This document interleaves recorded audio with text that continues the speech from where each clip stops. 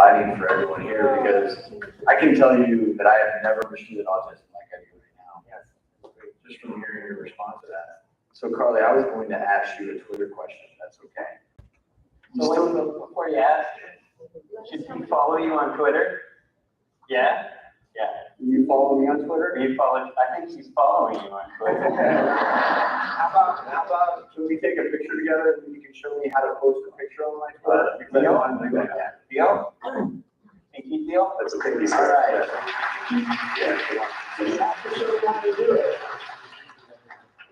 Okay, Carly.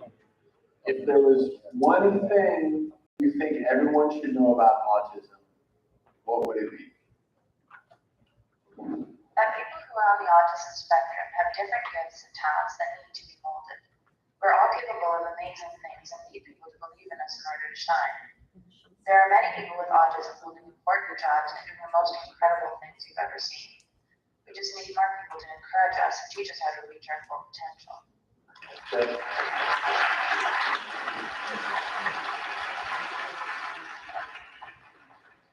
So Carly, I'm pretty sure you can do anything you want in this world. And I think and hope that everyone here today and everyone at home watching will realize that even though you may not always understand what someone with autism is going through, they may understand a heck of a lot more than you would ever imagine. Carly, thank you so very much for sharing your story.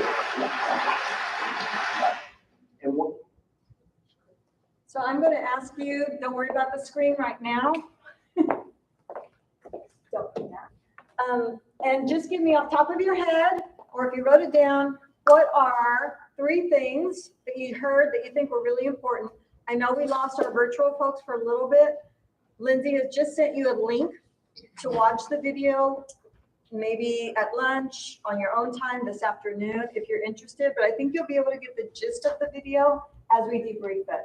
So what's one thing? Output to block input, that was big to me. Okay, this is priority number 1 right now. So if you didn't write it down or haven't thought about it, that stimming, the stimming behavior that sometimes our students do is really it's creating output to block input, incoming stimuli.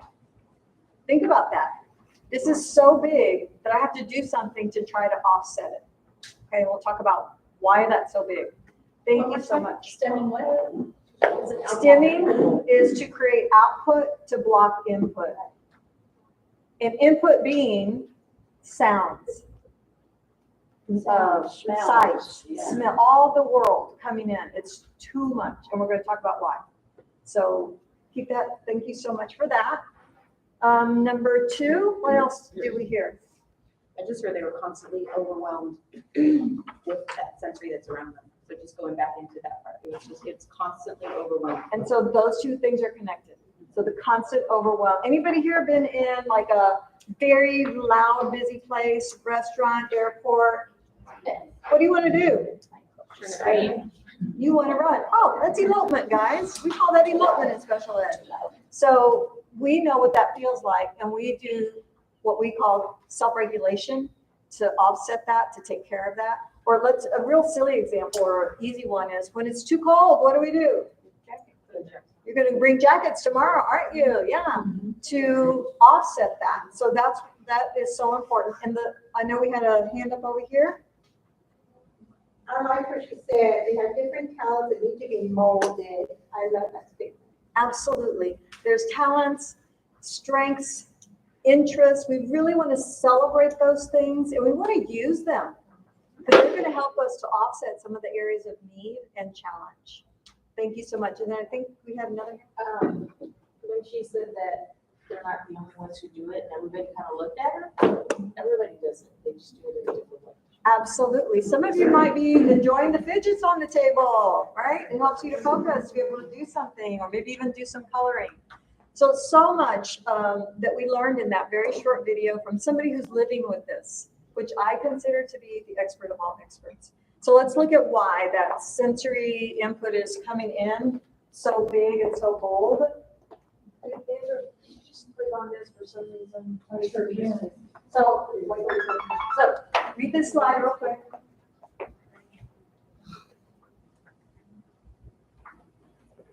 If this is new information for you, would you raise your hand? Look around the room. Most of us aren't really that fully aware that this is a phenomenon that exists. The brains are actually larger in weight and circumference. The next slide kind of helps us to have some insight as to why, and this is going to connect to the sensory overload of input. How many of us are gardeners? I know we have a gardener over here, here. Gardeners, when I say pruning, what does pruning mean? Cutting back, right? And cutting back to promote new healthy growth, right? Well, we now know, you might want to jot this down. It is in your handouts, right? And you have all the PowerPoints, but you may want to jot down just for processing sake.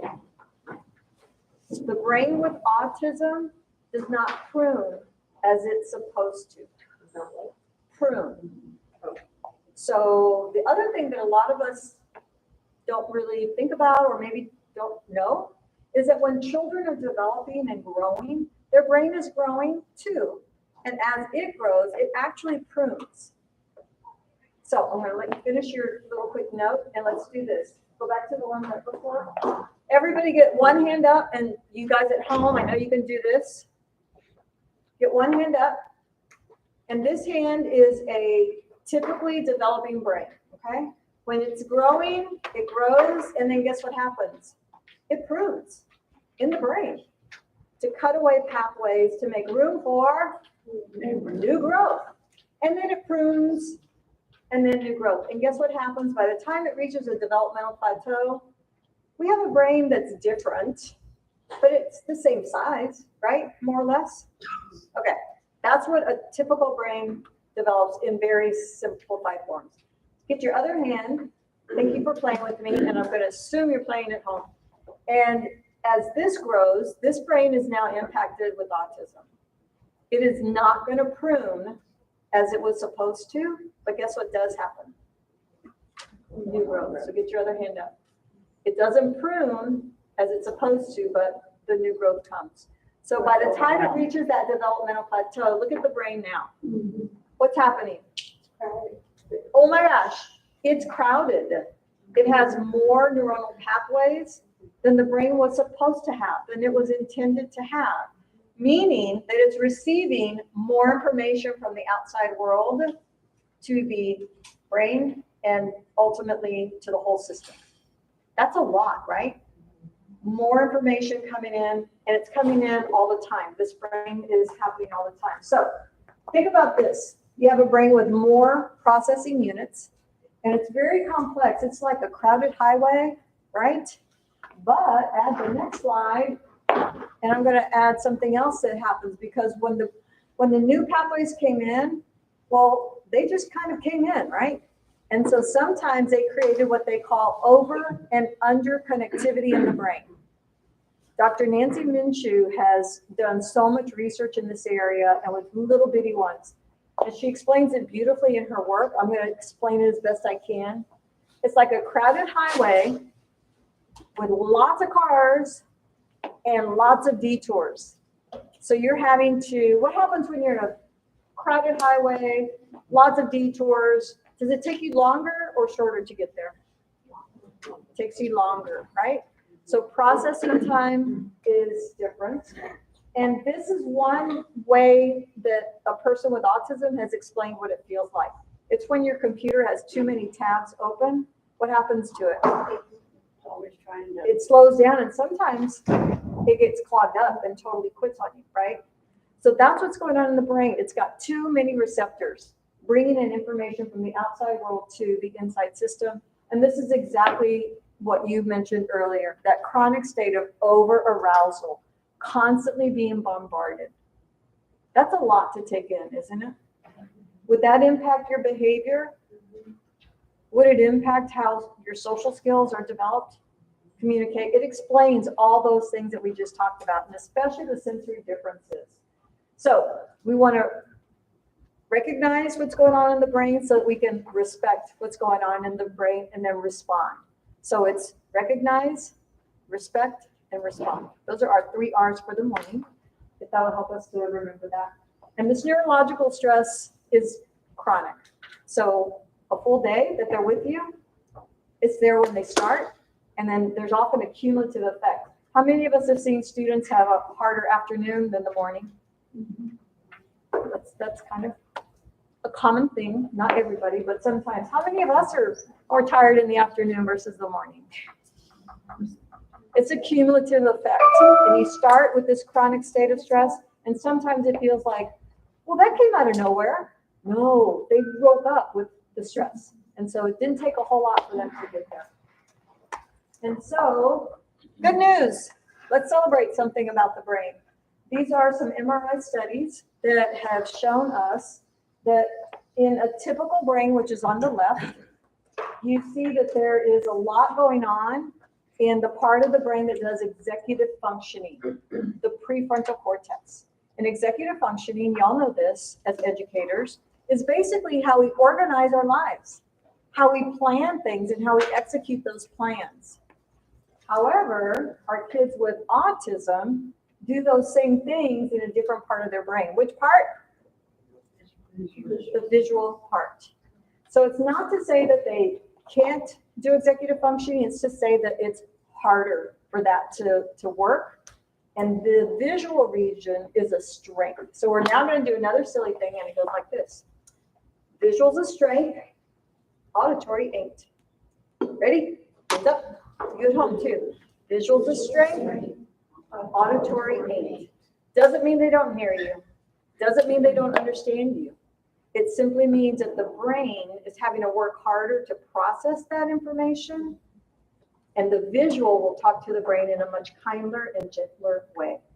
If you've ever used a visual and you go, oh, why did that work so quickly, so easily? This is why, because we're talking to the brain in the way that it responds best and it understands best. So visual is a strength, auditory aid. And there are going to be times where we just support more, give a little bit of space and a little bit of grace when kids are having their worst moments of their struggles because of all that neurological stuff that's going on. It's a brain thing, remember? I'm going to flash you all day long. So what do we do? Well, remember earlier we had all those areas that we're going to be doing? These are 5 ways that we can decrease that neurological stress. In a minute, Angela's going to take us through classroom organization. Have you ever been in a disorganized environment? Is it an organized environment? You respond a little bit differently, right? It decreases stress to go, oh, I know exactly where I belong and where everything belongs. If you break things down into smaller chunks, like our daily routine, and maybe even further, and if you do it in a visual way, don't just talk about it. If we just told you what our day was going to be but never showed you, you'd be going, what are we going to do next? They said it, but I don't really remember it, right? So doing it visually. Those interests that kids have, bring them into our strategies, bring them into our day, and you're going to be able to give them some stress relief. Your interests, those things that you wrote on the back of your nameplate, do they decrease stress in your life? Especially my margarita lover over there, Jasmine. Stress goes way down, right? Or a cocktail, whatever that whole thing is. When you go on your walks, when you listen to your music, when you take your nap, you put those there because they do something for you that gives you joy and a little less stress. So let's give that back to our kids as well. And then, of course, meeting their sensory needs, giving them a way to have that regulation that their internal system is not providing for them. Can we do all these? Can we do all these? Yes. Thank you. Of course we can, and we will. But it looks like those are going to be different from room to room to room. So I want you to take away the principles and then apply them accordingly for your students. And so We must decrease the stress. thank you. Ready? We must decrease the stress. I'm going to do that. We're going to check our schedule now. And we know what's coming next. In the next hour, we're going to get a little bit about classroom organization so that when we go into the classroom, we're going to actually start making a plan of action and maybe even moving furniture. And then, of course, lunch at 11:15. So, One of the things that I will tell you that's most positive is this week is going to fly by. I guess you can kind of already see that because today is going to be one of the longer days because we're doing a lot of visiting in here, but it's going to be a lot of learning by doing. Classroom organization is a foundational piece. It's like the absolute structure that everything is built on. Your classroom is a teacher. Your actual room is a teacher. So by walking in your room, you should be able to look in the room and see where do I go to do these different things. Let's take a minute to look at this slide. How does this impact your stress level? You know, but how does this impact your stress level? It's obviously a hotel room, right? Obviously. But, right. So a child with special disabilities is like us. But with more, they need structure and routine, both inside the classroom and outside of the classroom. And normal life doesn't give you a lot of structure and routine, so we have to create those things. The structure of your classroom environment paired with, it's not just alone, paired with planned instructional supports helps develop those emotional and social skills.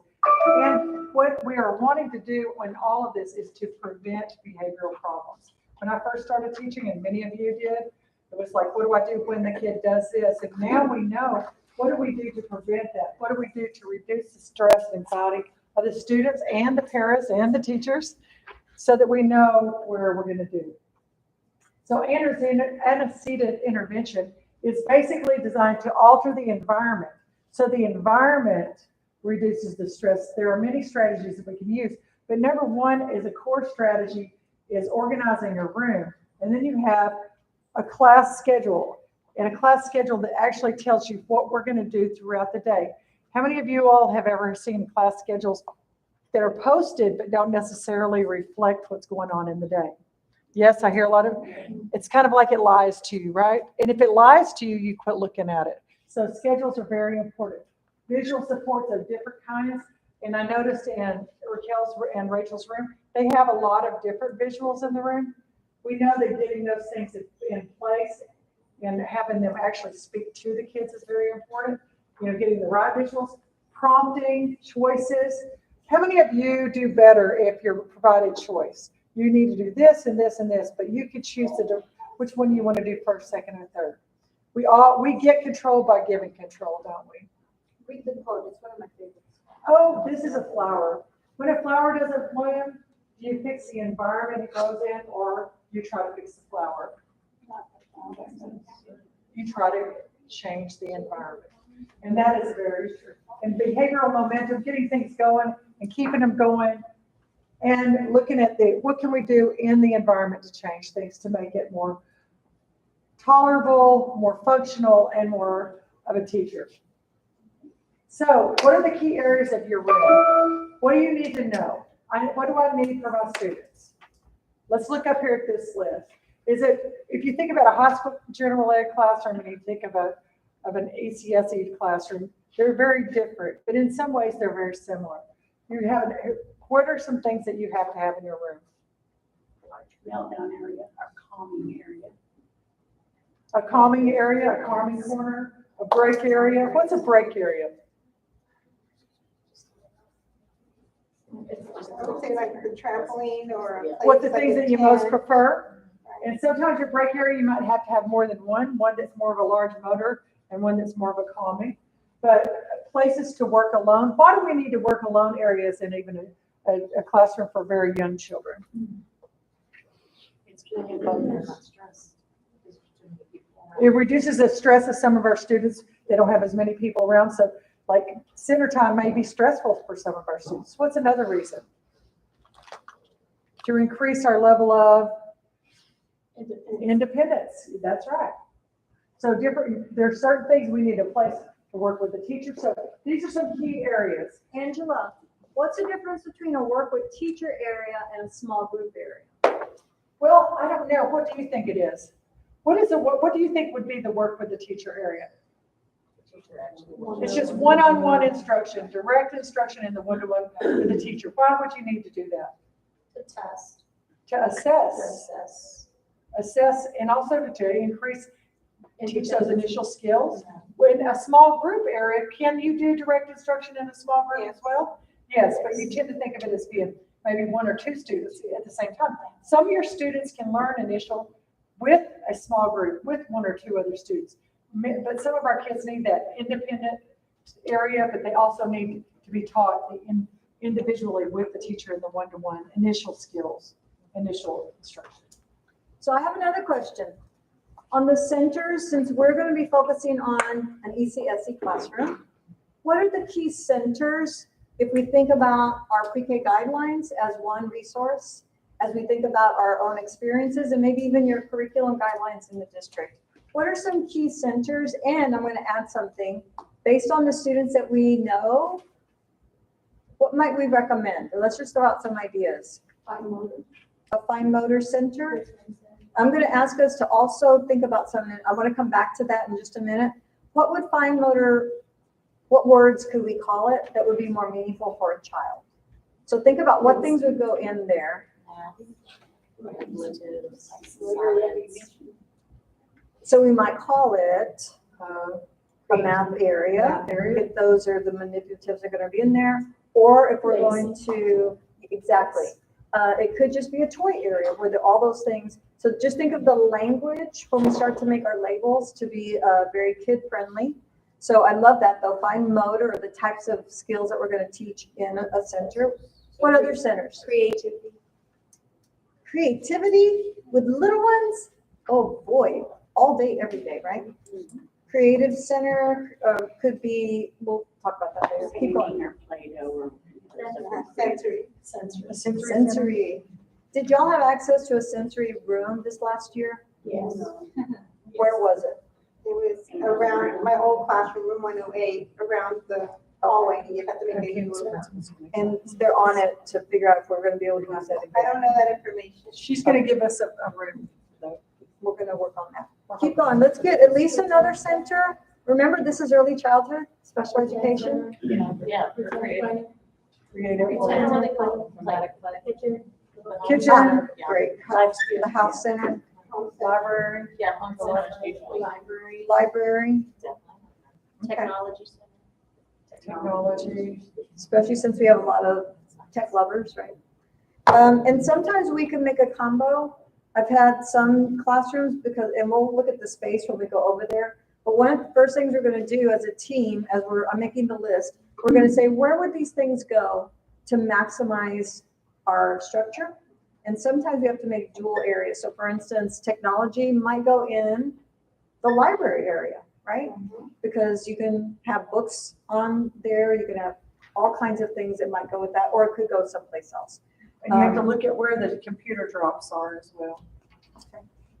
So with that being said, let's now just have a quick video that is going to just remind us as to what this looks like, but it's just know, because we have all different grade levels, it is going to be a middle school classroom that actually went through this experience. So we're going to add centers, but look at what we see, and then we'll start to go in there and start mapping things out in the classroom. Okay. All right. This is Huntsville, Texas.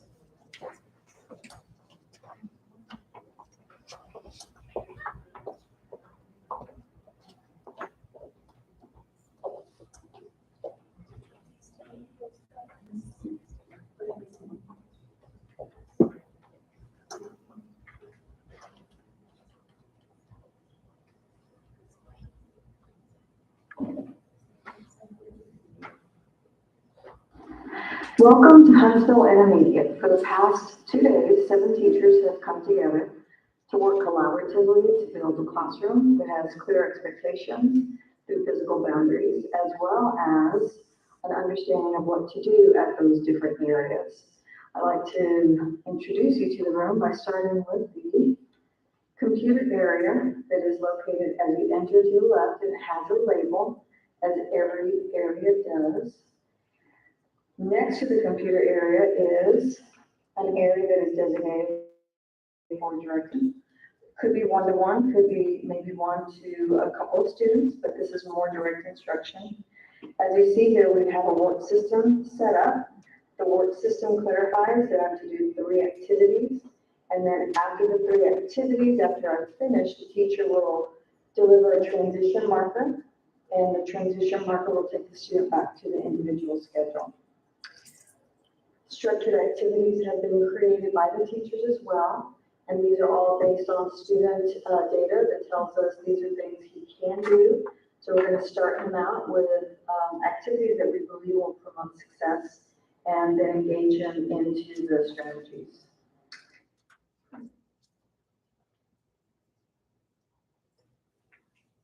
We also have an area here that is designated as a chill zone. The chill zone is just that. No expectations will be made. There are some vibrators here as the student tends to calm down with vibrators. So those are in here for him, and we'll be adding some material so that all the students can have something that they enjoy while they're at that area.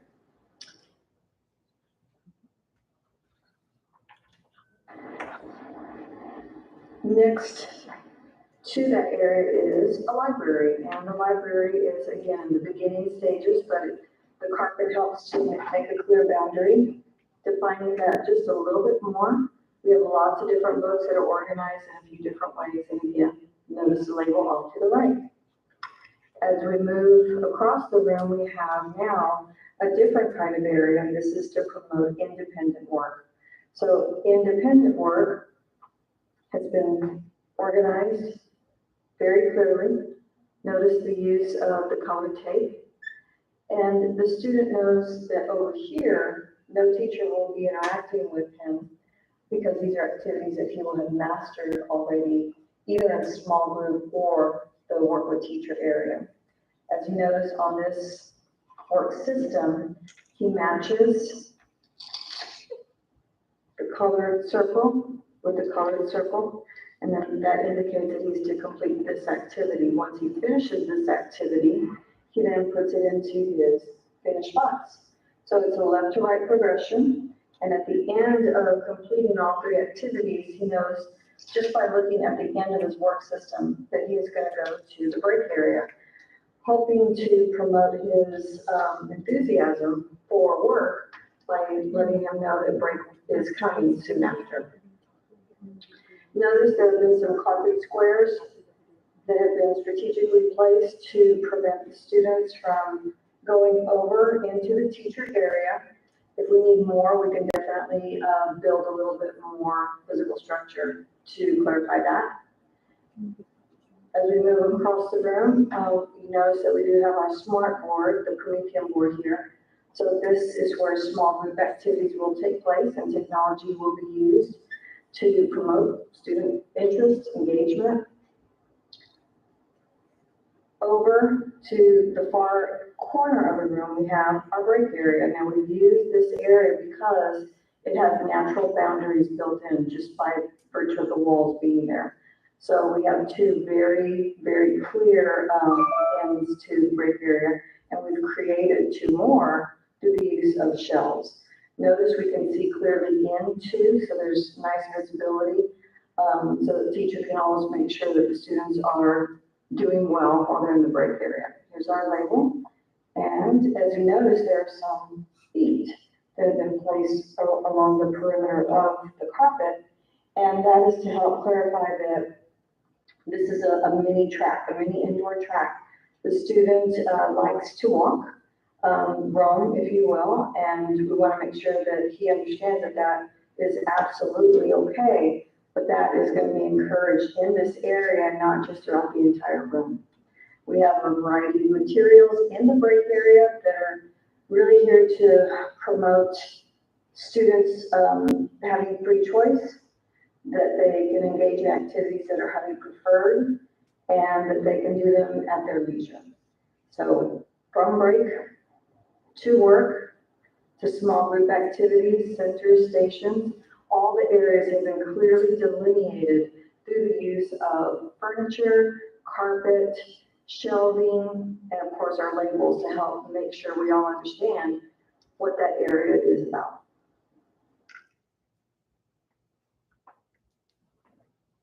Okay, so, yes, ma'am. and doing that, because I've got the break area and stuff too, but how do you keep too many from going to that area at the time? It's like when they finish, they get the break, so they get to go, but who's already in there, I mean, how do you keep from How do you overloading the break? orchestrate this? Yeah. It's just all about scheduling and kind of, you're gonna have to figure out what things are kind of open-ended activities and what things have a clear ending. But, and also looking at how many stations or break, or areas of the room you have and how many of them are open and kind of, or, I think one of the things that you brought up that's real clear is the importance of planning and the importance of organization prior to putting things in place. So with that being said, looking at Raquel and Rachel's classroom, we need to look at what physical space we have, what furniture we have, what centers we want to put in place. And in order for that to happen, we need to stand up and go down to that room. And so we need to, what we're going to do next is we're going to have tour guides to take us down to the room. And we're going to talk about, Lisa made us sketched out some of the things that you all discussed as far as what areas of the room we want to put in place. Did you think about the factor that some children might be wheelchair bound and need the changing table, changing area, even though we try to get them into the restroom and be more That's why you're independent? here, to help us make sure that we're taking care, because this is gonna be for your real classroom for everybody, not just the 2 students who are coming. So you're gonna have to help us to know what other needs we need to take into consideration. So absolutely, so you're And gonna I'm so be our- glad you brought that up. Even if you, when you think about people that have to have supports to get around the classroom, you know, just, you don't even know when people are moving in, just keeping all those things in mind, keeping it safe, keeping clear pathways, having things organized with furniture that don't create obstacles. So last 2 things, how many students do you have that will be in wheelchairs? I don't have any at this time, but the doors are wide open, so we Absolutely. can sign down from the freeway. 3 is Children two. come and pop in like popcorn at a moment's notice. Absolutely. So what we can do now is think, okay, will this work in case you get some kids? That's And if- exactly right. If we need to make adjustments, later we can do that too. I know I have a question, but I wanted to address this as well. Remember, break area is different from chill zone. The break area is to promote social skills, to provide reinforcement, and sometimes it's a great place to teach social skills with more than just a couple of students. So maybe having several students in at one time is okay for some classrooms. It's the calming corner or the chill zone where we really need to be careful to have that one student because they're trying to pull it together. You know what I'm saying? So it's a little bit different. And you had a comment? Yeah, how many students are you going to be having in your classroom? How many in the fall? I started with 3 in the afternoon and like 4 in the morning, and I ended up with 16 by the end of this. It was 18, then it went down Wow. to 16. Do we have a projection for this fall? What you'll have? There's projected 9, but some might be all day. So then therefore the numbers will duplicate, where it'll be 8 and 8, or 9 and 8, depending if they qualify for regular pre-K, and then they can have an ARD and stay all day with the inclusion time varied by our. Beautiful. Great question. Because when we go in, remember, we're creating it for the whole class with these 2 students driving the bus, but we got to make sure we have all the bus Well, and riders in I'm there. thinking, well, if you only have 3 centers, that's not gonna work. Right. Because you have 9 kids. And so far I have 5. I was writing as y'all were talking, so I think we'll go in there with all of this and start mapping it out so that when we come back from lunch, one of the small groups is going to actually put it in place. Yeah. Can we consider the fact that they are just 3 is 3, some of us? And at home, they can throw toys and mommy picks them up. And we have to do a lot of retraining of the cleanup song. Majority of the time, we make them pick up a few, but then we staff end up picking up the rest because time factors. You know, we're getting close to 11:30 or something. So we need help with that. Absolutely. And what I want you to do, would you jot that down, please, somewhere? And we also have a little question spot. If you ever want to put it down on a Post-it note, we're a small enough group. And of course, our chat folks to let us know. But one of the things, what was the question again? This is the question. So the help with, Oh, one of the things that we're going to be adding layers. Okay. Think of this as a house. And right now we're laying the floor. And then we're going to start putting the beams and the doors and the wallpaper, and we're gonna build the house so that it's strong for everybody. But what we're gonna also talk about in this section when we come back from lunch is labeling each shelf with pictures of the toys where they go so that we can teach that better through a visual means. Also having our flip book that says it's time for cleanup now, and we're gonna help you do that. So we're gonna add more layers because the environment is the starting point, but it's not the end point either, okay? So we did that with I went to Walgreens, got the pictures, the exact toy, minimized, so just a few little items on each thing they have to worry about. But because we don't get the support at home, it's very difficult without them having a meltdown. And we do it hand over hand, even though they get upset and cry, and then they get the reward thing after they do that. Make sure you put that sticky, because we're gonna address that, if not this afternoon, for sure tomorrow, because tomorrow we do That's one behavioral of the big strategies. issues. I love it. Real life, right?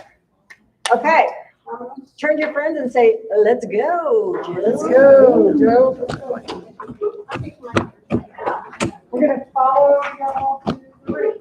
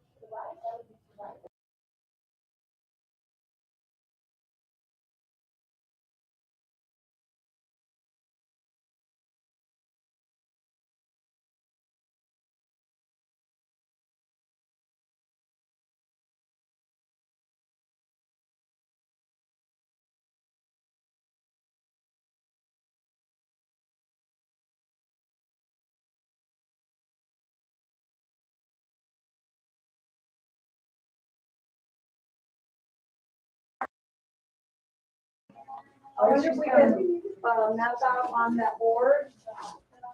We can just move some things and, okay. Do we have a one-line marker somewhere? They should. Oh, yeah, they're on the board. They're in that white container.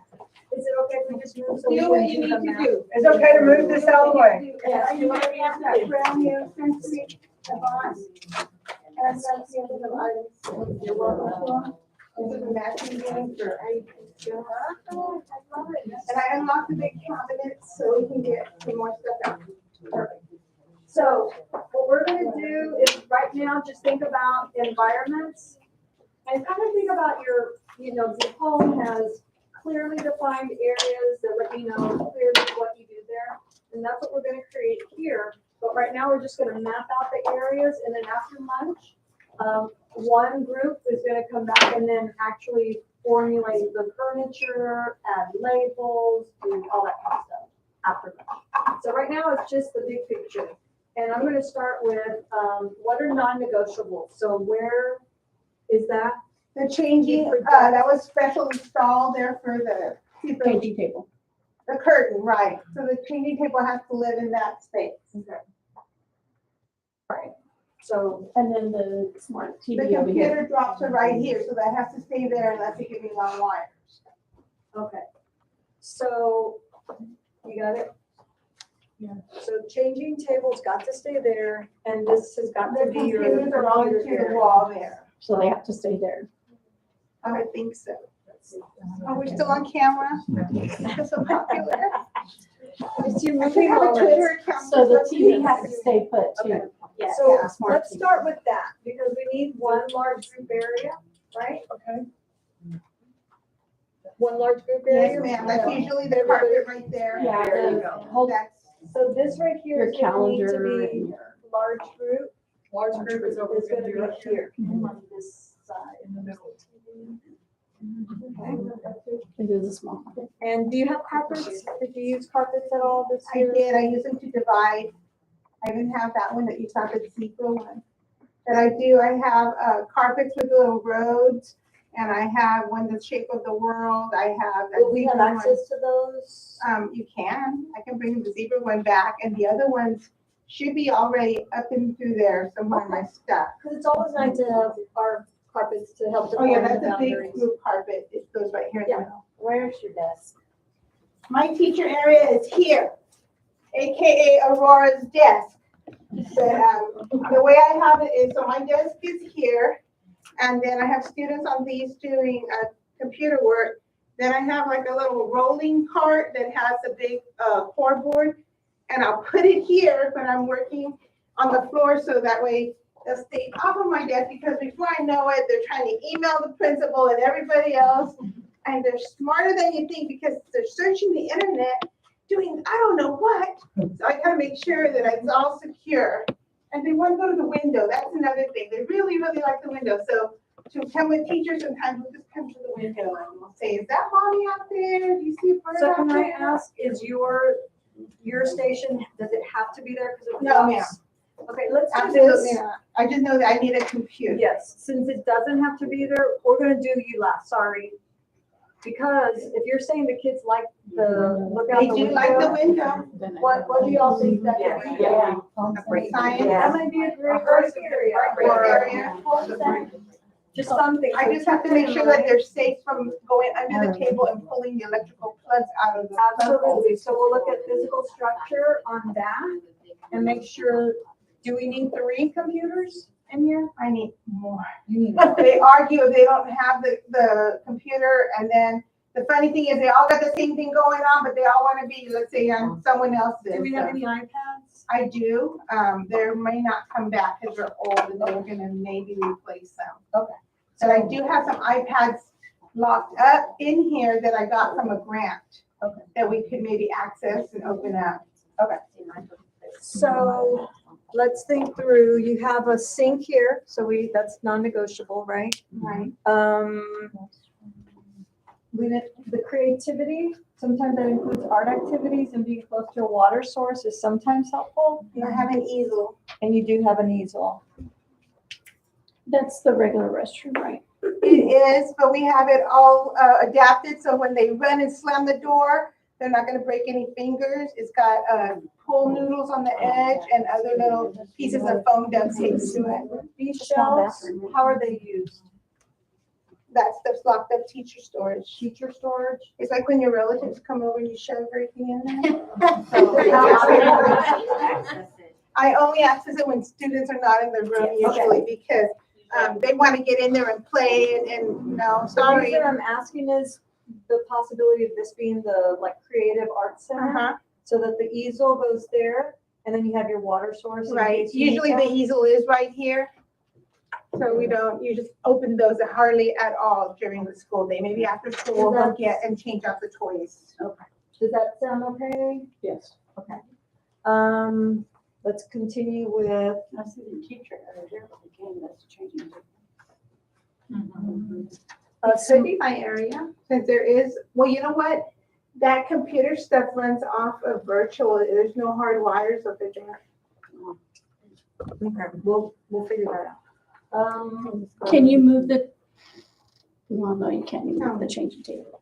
Well, you utilize the restroom. Well, for now, but what if a little guy comes off the freeway that has wheelchair needs and needs to be helped Yeah. to this total? Yeah, because you don't have a big. Oh, we have a new changing table on order. I don't know when it gets in the summer. Most likely July. So we will also be Or move getting it a sideways. sensory exploration package from North Shore as well as. Well, this can be moved. Another part. Put it in a work order for This this. materials are gonna be. So let's look around the rest of the room. Thank you. Yeah, you can just get it. All this area, think through library Yeah, you can get Kitchen. shelving. and sensory centers. Library, kitchen, and sensory.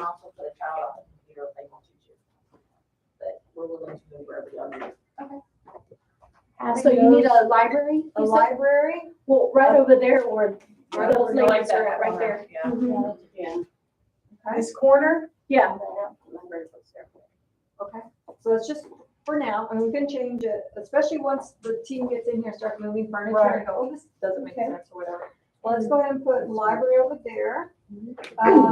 Kitchen, over there or over here, what are thoughts? Well, that's the hard part. I'm thinking. So usually kitchen there, and then sensory, because you can use the back of the file cabinets for a wall kind of for your sensory Well, area. that's what we do, well, in my class, the file cabinets, Mhm. they're side by side with a little rug and then a curtain for quiet time. Okay, and that's the other area too. So, What about using the mirrors as part of the kitchen dramatic play? Yeah. So think then. that's a So I call it like home life skills. Right, So they're practicing everything that they would practice at home. absolutely. So we can move those if we move the, They're just duct tape on the wall, perfect. because I didn't do the mounts yet. That's a great idea. It's coming together. the library and the kitchen kind of close together. Live, okay, let's think this through too, though. Because the loud noise, noise. yeah. If you have a library also close by where you have dry erase, they can do written expression and. Right. So what would be a quieter area to be near that? Maybe sensory? No, depends on what's in sensory. You do calming activities within sensory, yes, and then having the sensory room as the more loud area Right. that is outside. That would work. And you have a chill zone, like when they hurt somebody and we have to talk to one with a social story. That was right over here. Next to, Yeah. And there's a desk with like a little partition out there, and it has like a lot of visuals that we were using, but and we're open to So maybe, ideas. because that's small, so chill, sensory, library, yeah, and then home and life, home then living. kitchen, home, whatever we're gonna call it, here on this wall. And I will just mention something, because we didn't talk about it yet, but nobody mentioned block play, and I know that we've got some little ones that could benefit from that experience, and also we could bring in some other materials like the shapes. So what I do with that is we have a lot of home blocks and those kind of play things. And on the carpet at a Yes. certain time, it becomes that, Yes. so that we can keep them there and sanitize the room, because we switch them at 11:30 and there's no time Right. between the classes. So I need to keep them contained. So we're over here sanitizing everything. So that large this has group dual becomes area. all of that. The carpet area will be dual for blocks, so we'll just think about that somehow, some way to organize that. So blocks over here. Kind of a math and block. It's large group and blocks are gonna be dual area. And kitchen and, okay. So now let's come into the center of the room in our last few minutes. We need a small group table for sure. And I would argue with a group of 9 students, do you need 2 small group areas? Morning and afternoon at this time is 9 and 9 approximately. So it's a question, I'm not trying to lead anybody, but if you have 9 students, You need two do we small need groups. 2 small Yes. groups? Yes, okay. So let's think through, your small group tables right now, I know that may be one, is that right? Do we have another small group I table? was doing 3. I had 1, 2, and then 4 desks together. And that way we found, because of personalities, I had to make 3 small groups.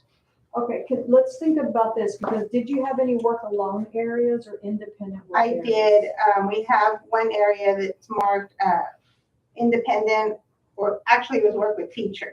Okay, And then I don't remember, we kind of took that one away, and we would just have a student work at one center, and we had the other kids, like in Centerville, we had that child like I think I'll see a picture. I'm right here and the child's in front of me, and then I'll step away and hopefully they'll continue the work. Okay.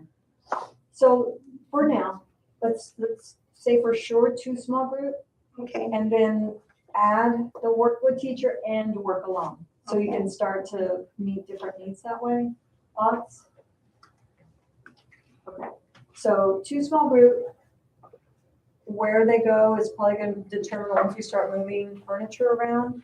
The work alone area is really important to think through because we want it to be as free from distractions as possible, unless a student can work just great in the middle of the room. But often our little ones need some structure there. So any thoughts about where, given that we've already eaten up a lot of the space? Well, the center, right. Move up a little bit. Both of y'all move up a little bit right there. I think that would be a good spot for one small group, because you'll have visuals of the kids playing over here. And then you still have visuals of looking at the kids at the library. Okay. So right there, right in the middle. And you still have a room to use the whiteboard if you need to. Yes, you're right. So that's one. I don't know where the And with other all one this is. being said, you know, we give it our best shot. We use what we have and we are open to revision. Once we get in, because it's real good here, but once you visually, you got to have it visually. So, yeah. So I guess the big question is work alone. Because that's going to be for one student for independent work. And the reality is that day 1 of school, your students may not be independent yet. So it could be that we plan for it, but we don't worry about it right now and just think through where might that go once we start moving furniture around. But I definitely want to throw out there the work with teacher area, because it sounds like you have a need for that teacher-student direct instruction. So work with teacher could come maybe as just as one of your smaller 2 together here, because in between your art and your technology, this could happen here. One This small group. usually gets at the desk here because the table's just not long enough. Okay. So we gotta consider that this will also be a computer, but we could even shift this Okay. over That's and fine. put a desk in. Have y'all ever thought of getting the computers back to back and coming out this way? I have them screwed to the table now. Well, you're committed. All right, okay, well, we won't be messing, that's maximum structure. Okay. I'm just safety first. So they want to be in the video. They just want to live in that computer. Absolutely, okay, I got you. Do you utilize this thing? It's locked up. I took all the iPads out and put them in my cabinet. So really, it's just a box. It's So kind of in then the you way. can have it moved to wherever you need it. Yeah. Because I don't think it's plugged into I anything. think we're supposed to have them all in there, but because I have the changing table there and we have a little refrigerator, that's where it was living there. I use a refrigerator because sometimes they'll bring their special Pediasures and stuff from the house, their special diets. Might be getting a bigger one, so. A bigger refrigerator. And we usually have Miss Rachel got us the covers of Pete the Cat on the lights. So we can pull them out if you want them up there. Yeah, my teacher, we have a new AU teacher, I teach at Cunningham in South Park, and he has these little, and I guess it's like some kind of material with magnets. Yeah, it's And he special. puts- Yeah, and he puts that all in his room for his autistic students, just students with autism. And it's really nice and calming in there. So let's do this. We have a beginning map. And we have hungry tummies. So let's say, yay, we did some of it. We mapped it out a little. And after lunch, a smaller group, when we start to break up into our actual like work time this afternoon, which is going to be a lot of time, a smaller group is going to come in and actualize that plan and maybe make some tweaks once furniture starts going. Because you know what it's like when you rearrange your furniture at home and you go, oh, it goes over there. Oh, that looks terrible over there. That's not going to work, you know. And you start to move things around to get that feng shui. So we'll do that while other folks are going to be doing other tasks that you'll learn about after lunch. How many of you are feeling like this is the best training you've ever been to and it's only the morning? Yay. We're forcing y'all to say yes at home. One day, there may be some printing maybe in the afternoon. So if you guys have laptops that you want to bring back, we are providing you with drives. So if you want to grab them and bring them back, and that way you have them this afternoon. Because of that, can we give them 15 more minutes? That way they don't feel rushed? Is that okay?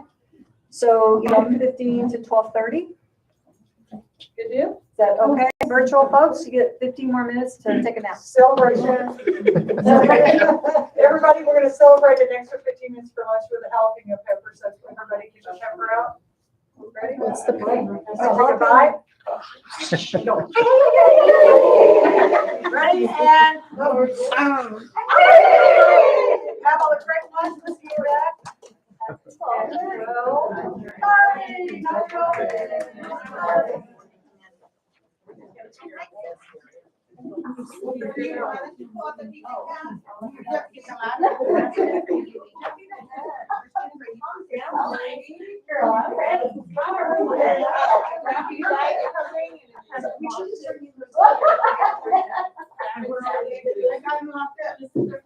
Let's think about. Maybe after we do the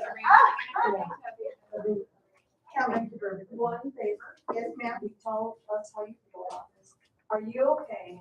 Because the next players are going to be schedules and all this stuff around for labels.